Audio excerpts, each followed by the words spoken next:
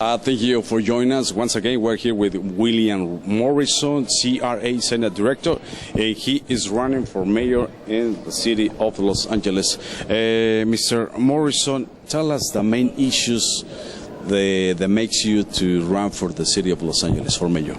Well, the main issues are, we don't have no transparency, that we have the homeless issue, we have senior issues, infrastructure just really needs to be repaired, and there's a lot of humane issues that really touch my heart, and I've seen that it hasn't been done with our mayor right now, or soon to be former mayor.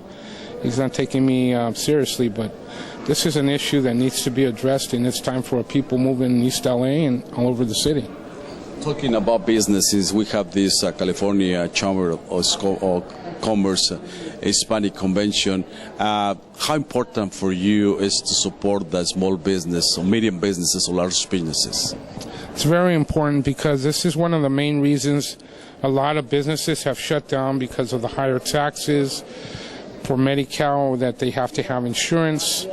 I have friends that have small businesses, and I consider myself a small business owner as well, since I have apartment buildings, and it's very difficult for a small business with the way the economy is because of the inflation of everything going up, and if we raise minimum wage, smaller businesses will no longer exist.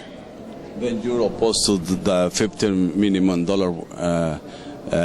raise for the minimum wage? No, I really would like the minimum wage, but the one thing is we have to start charging so many taxes on these smaller businesses, so there should be a limit, because a small business cannot survive. A bigger business will be able to survive, but the small businesses will become extinct.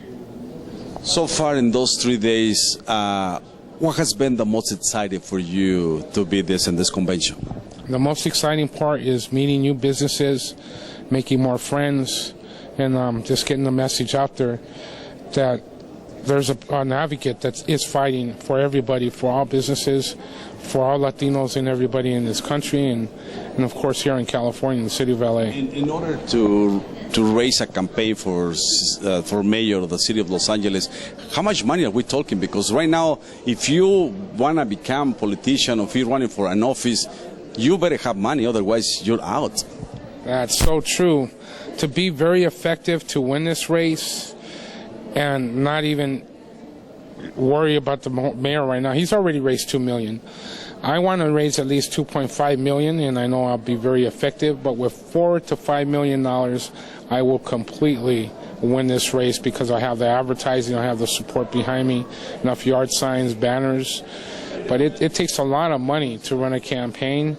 My last Senate race, I raised $45,000, and Kevin DeLeon raised more than $1 million, and he barely squeaked that victory out. So it's not really about money. It's about, I believe, being more engaged with every voter in the city and throughout the whole state. Talking about security, how safe is to live in Los Angeles? The city of LA, it's a safe place. I just feel that we have incidents with law enforcement and things that have to be addressed. And with Black Lives Matter, we need to all come together as a medium. Like years ago when I was growing up, law enforcement was more involved in the community, and you would see them walking the beats.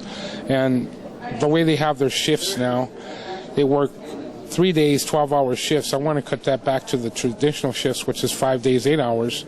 This way there's more involvement, and bringing the sports figures back involved in the community, so this way the law enforcement, the community can interact with activities like the chili cook-offs like we used to have before, and that will bring peace to the community. Right now we're facing this situation with the police officers killing African-American people. We have in Tulsa, Oklahoma, and we have in Charleston, North Carolina. How is your position about the police to use video cameras? On that, I speak to some of the police officers, and I think they need more training because we have young officers. I went through some of the training for reserve officer for LAPD, and the thing is, they don't teach you to be more involved and engaged with the community. You have to really assess the situation of an incident like that, because different incidents and the mental status of a person determines how you're going to approach them. But I think some officers just react because they're afraid.